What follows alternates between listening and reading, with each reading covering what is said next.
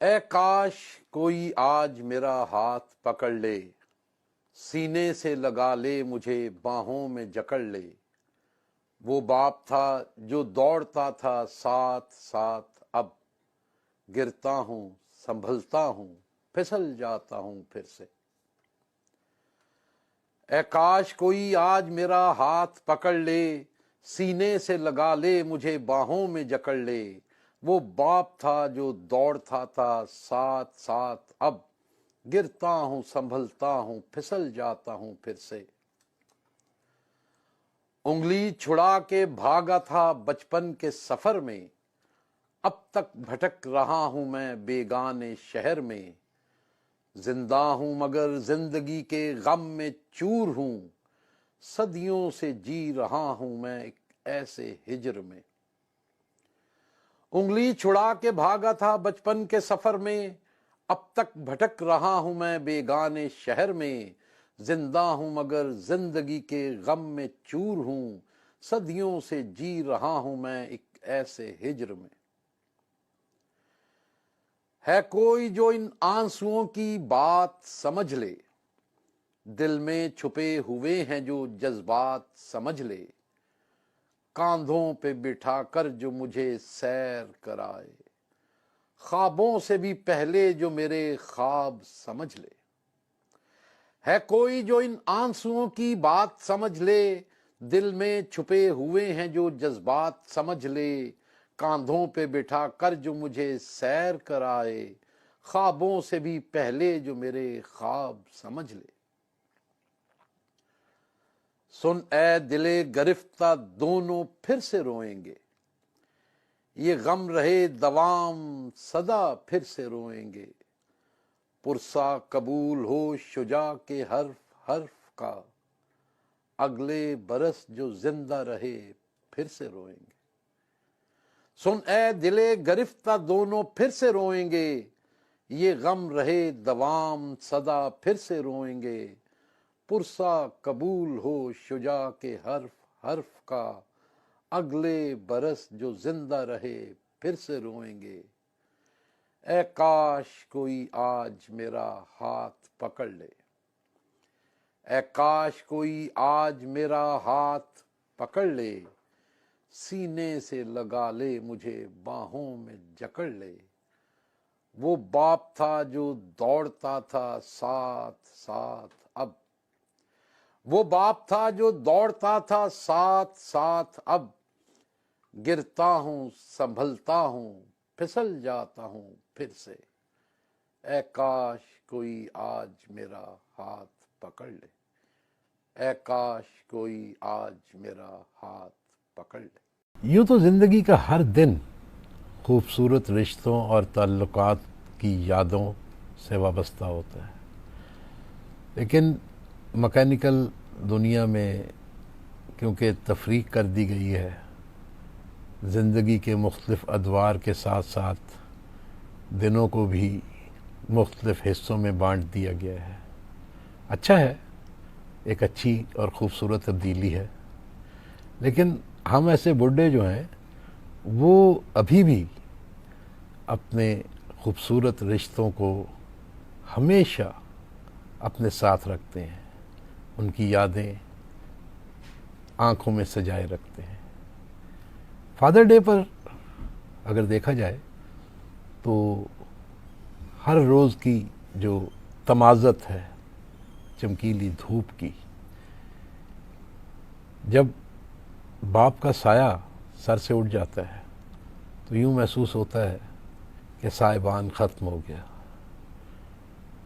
اور باپ ہی ایک ایسا تعلق اور رشتہ ہوتا ہے جس کی چھتر چھاؤں میں انسان ہمیشہ سکھ کا سانس لیتا ہے۔ ہمارا معاملہ یہ ہے کہ ہر دھڑکن کے ساتھ ساتھ اپنے رشتوں میں مہمیز کی طرح جو ہے وہ پیار امڑتا چلا جاتا ہے۔ آج فادر ڈے کی نسبت سے ایک تحریر ہے، جس طرح یونیورسل ٹروتھ ہے قوس قزح کے ساتھ رنگ، اسی طریقے سے اپنے پیاروں کی یاد زندگی کا 8واں رنگ کہلاتی ہے۔ تو آئیے دیکھتے ہیں یہ 8واں رنگ جو ہے وہ کیسا ہے۔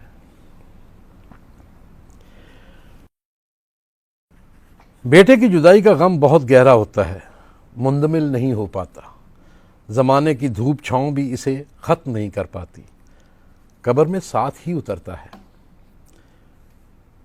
اور پھر بیٹے صرف ماں ہی کے تھوڑا ہوتے ہیں، ماں کا لاڈ پیار چونکہ نظر آتا ہے اس لیے چہار دانگ عالم دھوم مچ جاتی ہے۔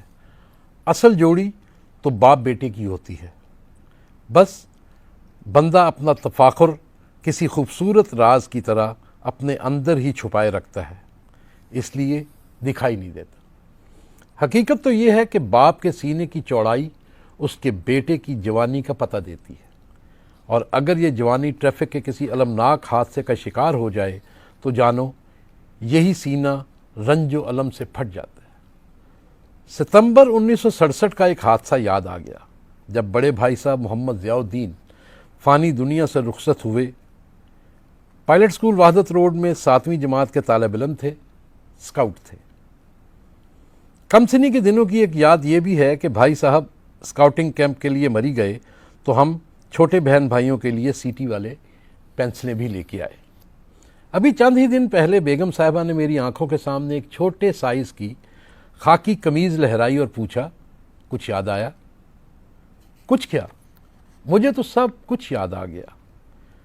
قمیض بھائی صاحب کے اسکاؤٹ یونیفارم کا حصہ تھی، خاکی نکر، خاکی قمیض، سکارف، چاقو، وسل، الغرض بھائی صاحب کا مکمل اسکاؤٹ یونیفارم لگ بھگ 50 برس سے مکمل طور پر میرے پاس محفوظ ہے۔ ساری چیزیں میں نے اپنے ٹرنک میں سنبھال رکھی ہیں۔ والد صاحب مرحوم 1997 میں وصال پا گئے، لیکن 30 سال تک بڑے بیٹے کی حادثاتی موت کے بعد ہر سال ستمبر کے مہینے میں ان کی فاتحہ خوانی ضرور کرواتے۔ بچھڑنے والوں کی یادوں کو پرسہ دینے کے ساتھ ساتھ ان غموں کی پرورش بھی کرنا پڑتی ہے۔ ایرانی ماہر فلکیات قطب الدین شیرازی یا پھر ان کے شاگرد خاص کمال الدین الغرازی کے بارے میں کہا جاتا ہے کہ انہوں نے سترنگی، دھنک یا پھر قوس قزح دریافت کی۔ دھنک کے رنگوں میں سرخ، مالٹائی، پیلا، سبز، نیلا، جامنی اور گہرا نیلا رنگ شامل ہے۔ نیوٹن نے ثابت کیا کہ سفید روشنی دھنک کے انہی 7 رنگوں سے مل کر بنتی ہے۔ یوں تو قدرت کے یہ رنگ ہر لحظہ موجود رہتے ہیں، لیکن آبشاروں اور فواروں کے گرد قوس قزح بننے کے مواقع زیادہ ہوتے ہیں۔ اسی طرح انسانی زندگی میں بھی عید تہوار کے دن، موسمی پھل کی آمد پر، چرخ کہن کی آزمائشوں کے دوران یا پھر تنہائی کے لمحات میں پیاروں کی یادوں کے رنگ نمایاں ہو جاتے ہیں۔ سائنس بتاتی ہے سورج کی کرنیں جب بارش کے قطروں میں سے منعکس ہوتی ہیں تو قوس قزح بنتی ہے۔ پلکوں سے گرنے والے موتیوں کا بغور جائزہ لیا جائے تو کچھ ایسی ہی تصویر ابھرتی ہے۔ اس تصویر میں بچھڑنے والوں کی یاد کا رنگ ابھرتا ہے جو کبھی پھیکا نہیں پڑتا۔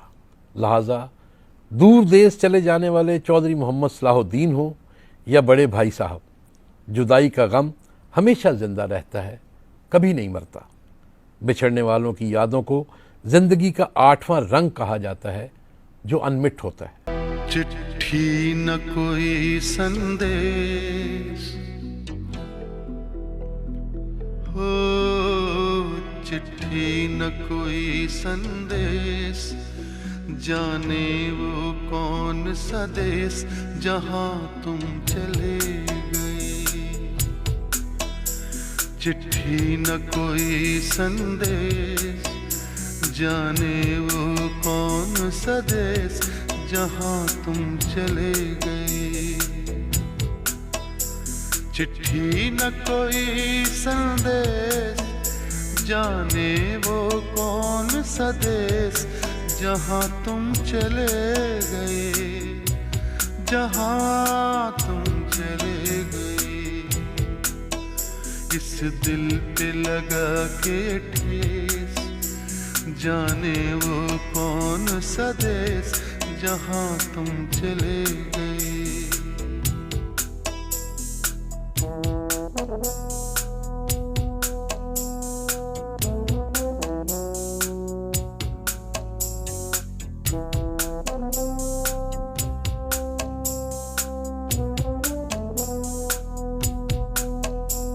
ایک آہ بھری ہوگی ہم نے نہ سنی ہوگی، جاتے جاتے تم نے آواز تو دی ہوگی، ہر وقت یہی ہے غم، اس وقت کہاں تھے ہم، کہاں تم چلے گئے، چٹھی نہ کوئی سندیش، جانے وہ کون سا دیس، جہاں تم چلے گئے، جہاں تم چلے گئے، اس دل پہ لگا کے ٹھیس، جانے وہ کون سا دیس، جہاں تم چلے گئے۔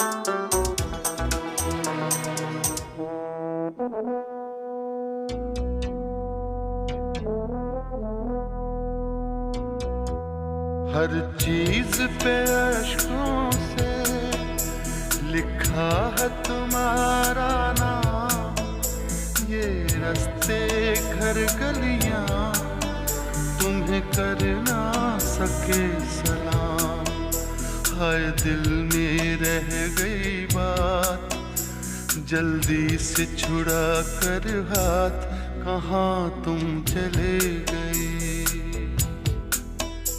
چٹھی نہ کوئی سندیش، جانے وہ کون سا دیس، جہاں تم چلے گئے، جہاں تم چلے گئے، اس دل پہ لگا کے ٹھیس، جانے وہ کون سا دیس، جہاں تم چلے گئے۔ زندگی کا چرخ کہن تو یوں ہی گھومتا رہتا ہے، زمانے کی دھوپ چھاؤں کبھی کوس قضا کے نظارے دکھاتی ہے تو کبھی کون و مکان کو اماوس کی سیاہ چادر میں لپیٹ دیتی ہے۔ ایسے میں کئی حادثات انسانی رشتوں کو آپس میں گڈ مڈ کر دیتے ہیں۔ آج ایک ایسے ہی رشتے کا پرسہ دے رہا ہوں، آئیے چودھری صاحب کے لیے دعائے خیر کرتے ہیں۔ نیم تاریخ تنگ سیڑھیاں چڑھتے اتنی سانس نہیں پھولتی تھی جتنی چودھری صاحب کی آواز لگانے کا سوچ کر اکھڑ جاتی۔ ہر چند کے لڑک بند تھا، مسیں بھیگنا شروع ہو گئی تھی، آواز میں مردانہ پن آتا جا رہا تھا، مگر چودھری صاحب کی آواز نکالنے کا پہاڑ سر نہیں ہوتا تھا۔ ہزار کوشش کرتا الفاظ جیسے حلق میں اٹک جاتے، آواز جسم کے اندر ہی کہیں گونجتی رہتی، حد یہ کہ گلے کی رگیں پھول جاتی، چہرہ سرخ ہو جاتا۔ ہزار کوشش کے بعد مہین سی کانپتی ہوئی آواز اس طرح سنائی دیتی جو اندھے کنویں کی گہرائی سے کوئی صدا لگا رہا ہو، چودھری صاحب، چودھری صاحب، چودھری صاحب کی صدا، چودھری صاحب کی صدا کے ساتھ کانپتے ہاتھ لکڑی کے دروازے کی کنڈی بجاتے۔ جواب نہ پا کر تھوڑے توقف کے بعد ایسا ہی عمل دہرایا جاتا۔ وہ چند گھڑیاں قیامت کا پتہ دیتی تھیں، اندر سے قدموں کی چاپ سنائی دیتی تو دل کی دھڑکن سینے سے باہر دھک دھک کرتی سنائی دیتی۔ دروازہ کھلتا اور چادر بنیان میں ملبوس چودھری صاحب سامنے ہوتے۔ السلام علیکم کہتے ہوئے جلدی سے بولتا، جی وہ امی نے بھیجا تھا، میرے سے مجھے اندر آنے کی دعوت دیتے، اصرار کرتے مگر میرے انکار پر بجھ سے جاتے، پھر مکان کی انداز میں بنیان کی جیب میں ہاتھ ڈالتے، 20-25 روپے گنتے اور مجھے تھما دیتے۔ ان دنوں 20-25 روپے ایک عام گھر کے 2 دن کے خرچے کے لیے کافی ہوتے۔ دروازہ بند ہوتے ہی میں اس تیزی سے سیڑھیاں اترتا کہ نیچے گلی میں آ کر گہرے لمبے سانس لینا پڑتے۔ اسکول کے زمانے میں ہی اس طرح سے سڑک چھاپنے کی عادت مجبوری بن گئی تھی۔ گھر میں بڑا لڑکا تھا، ہفتے 2 ہفتے بعد راشن کی ضرورت پڑتی تو ناگاہ جانا پڑتا۔ ایک گھر سے دوسرے گھر کا فاصلہ کچھ زیادہ تو نہیں تھا، مگر آدھ 1 گھنٹہ لگ ہی جاتا۔ بس ویگن کے پیسے تو ہوتے نہیں تھے، سائیکل موٹر سائیکل تھی نہیں، پیدل ہی ایک گلی سے دوسری، دوسری سے تیسری، اور پھر نہ جانے کتنی ہی گلیوں کے دائیں بائیں موڑ مڑتے بالآخر منزل تک پہنچ جاتا۔ ہر دفعہ ایک عجیب سا احساس محرومی میرے ساتھ ساتھ لوٹتا۔ ملامت سی ملامت تھی کہ اپنی روح سیاہی چھپانے کے لیے کئی روز آئینہ تک نہ دیکھتا۔ ابھی کچھ ہی سال پہلے کی بات ہے، زندگی بہت خوبصورتی سے گزر رہی تھی۔ شاہانہ ٹھاٹ باٹ تھے، لاہور شہر کے پر رونق علاقے میں کوٹھی تھی، میاں بیوی بچے سب خوش تھے، سب اچھا تھا، مگر سب اچھا نہیں رہا۔ چودھری محمد صلاح الدین نے دوسری شادی کر لی تھی۔ خبر محشر کا نکارہ ثابت ہوئی۔ ایک لمحے میں بیوی سے میاں، بچوں سے باپ دور ہو گیا۔ شرک خدا کی ذات کو قبول نہیں، انسان کس کھیت کی مولی ہے، سارا بھرم ٹوٹ گیا۔ وہ میرا ہے، صرف میرا کی گرفت ڈھیلی پڑ گئی۔ دل گرفتگی نے رشتوں کی شکستگی بڑھا دی۔ پکی اینٹوں کی دیواریں اپنی جگہ کھڑی رہیں، مگر دلوں کے تال میل میں دراڑیں آ گئی۔ احساس کی ڈوری ٹوٹی تو پھر میرے ابا جی میرے لیے بھی چودھری صاحب ہو گئے۔ ہر برسوں بعد سب قصہ پارینہ ہو گیا، سب کردار دنیا سے پردہ کر گئے۔ آج احساس ہوتا ہے کہ والد بزرگوار ولن نہیں، ہیرو تھے۔ انہوں نے کسی طور اپنے فرائض سے پہلو تہی نہیں کی۔ دوسرا ساتھ بنایا تو پہلا ساتھ بھی نبھایا، پوری جواں مردی سے نبھایا۔ ان کی شراکت میرے لیے ناقابل برداشت تھی۔ مجھ سے بہت گستاخیاں بھی ہوئیں، مگر تادم آخر ان کے رویے میں کوئی فرق نہیں آیا۔ اب یاد کرتا ہوں تو ان کی چھوٹی بڑی سب مہربانیاں یاد آتی ہیں۔ 5 سال کی عمر میں اپنا پہلا روزہ رکھنا تو 55 سال کی عمر میں بھی مجھے یاد ہے، جب سائیکل پر بٹھائے شہر گھماتے رہے کہ میرا جی خراب نہ ہو۔ میرا دل لبھانے کو پہلے چڑیا گھر گھمایا، پھر لارنس گارڈن کے جھولوں کی طرف لے گئے۔ افطار سے کچھ دیر پہلے گھر لوٹے، اپنے ساتھ بٹھایا، توڑ کر افطار کے دعائیہ کلمات پڑھے، اپنے ہاتھ سے میری پہلی روزہ کشائی کروائی۔ اسکول کے ایک درجے سے دوسرے میں جانے کی بات بھی مزے کی تھی۔ شہر کے بہترین انگلش میڈیم اسکول کا طالب علم تھا، سو چونچلے بھی ویسے ہی تھے۔ رزلٹ آیا، پاس ہوا۔ نئی جماعت میں جانے سے زیادہ نئی کاپیوں، کتابوں، نئے بیگ، نئے یونیفارم ملنے کی خوشی ہوتی۔ بالکل عید رات جیسی تیاری ہوتی، جس طرح ہر چاند رات نئی بنیان، نیا زیر جامہ، نیا رومال اور موزوں کا نیا جوڑا والد صاحب ہی لاتے۔ اسی طرح اسکول کی ٹک شاپ پر نئی کلاس میں جانے کی تیاری کے سب سامان کی خریداری کے لیے والد صاحب ہمیشہ ساتھ ہوتے۔ سب کام خوش اسلوبی سے ہوتا، مگر اسکول کی ٹیلرنگ شاپ پر جب ٹیلر پینٹ کا ماپ لیتا تو ہم باپ بیٹے کے ماتھے پر شکن نمایاں ہوتی۔ مسئلہ پائنچے کی چوڑائی پر کھڑا ہوتا۔ میں فی زمانہ فیشن کے لحاظ سے تنگ یا بڑے پائنچوں کا تقاضا کرتا، جبکہ بزرگوار کی پیمائش ہمیشہ 9 انچ کے درمیانے سائز پر قائم رہی۔ واپسی کے راستے میں میرا منہ پھولا رہتا، وہ مسکراتے ہوئے سمجھاتے، بیٹا فیشن اور زمانہ بدلتا رہتا ہے، بندے کو میانہ رو ہونا چاہیے۔ انسان کی عظمت اور بڑائی اپنا تشخص برقرار رکھنے میں ہے، کم یا زیادہ کا پیمانہ بندے کی راہ کھوٹی کر دیتا ہے۔ والد صاحب ذرا زیادہ ہی مذہبی تھے، نماز روزے کی سختی بھی کرتے۔ مسجد جانے کے معاملے پر باپ بیٹے کے درمیان خوب آنکھ مچولی ہوتی۔ وہ مجھے مسجد بھیجتے، میں گھوم کر واپس گھر آ ٹپکتا۔ گھر آ کر پوچھتے، تمہیں دیکھا نہیں. میں جھوٹ بول دیتا. آپ کے پیچھے والی صف میں تھا. نفل نہیں پڑھے, جلدی گھر لوٹ آیا. وہ سب سمجھتے ہوئے بھی خاموش ہو جاتے. مذہب کی رغبت ہوئی تو میں 9ویں جماعت میں پہلی بار اعتکاف بیٹھا. چاند دکھائی دینے کا اعلان ہوا تو والد صاحب پھولوں کے ہار اور مٹھائی کے 2 ڈبے لیے خود آئے. ایک ڈبہ امام مسجد صاحب کی نظر کیا, دوسرا نمازیوں میں تقسیم کیا. میرے گلے میں ہار ڈال کر بڑے اہتمام سے گھر لائے. میں نے اوائل عمری میں شعر کہنے کی تک بندی شروع کی. شاعری پختہ ہوئی تو خدا اور بندے کے درمیان جاری اقتدار کی رسا کشی پر شکوہ جواب شکوہ لکھ مارا.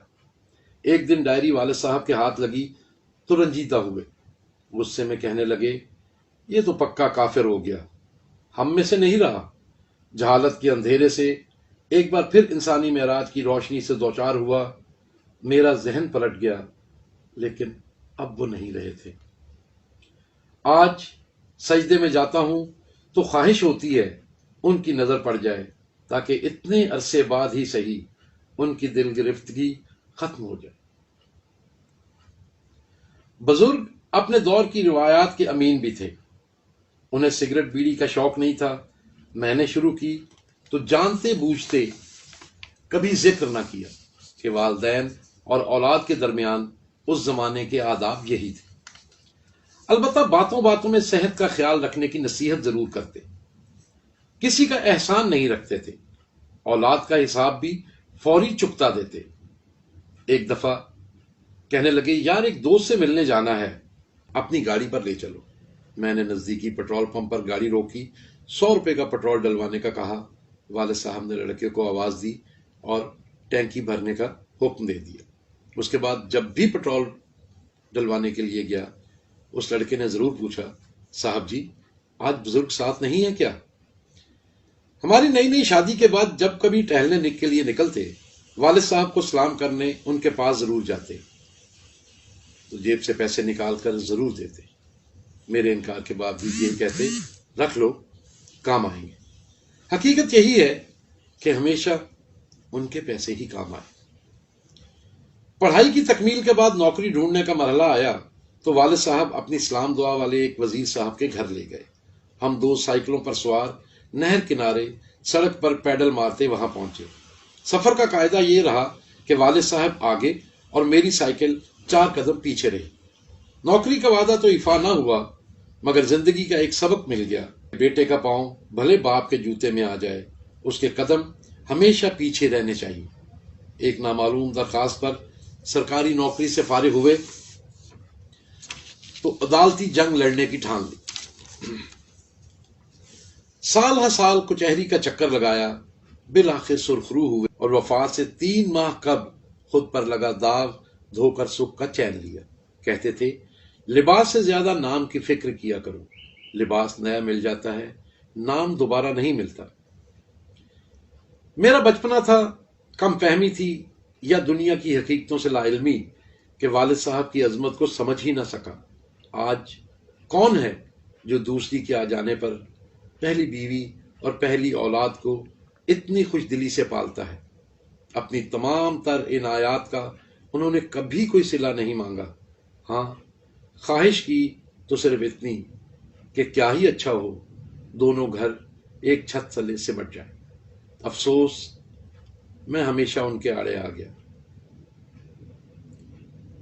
والد صاحب کی مغفرت کے لیے یوں تو ہر نماز میں میرے ہاتھ اٹھتے ہیں, لیکن آج ان کی 23ویں برسی پر پہلی بار ننگے پاؤں چودھری صاحب کی قبر پر فاتحہ کے لیے جاؤں گا. رہے نام اللہ کا.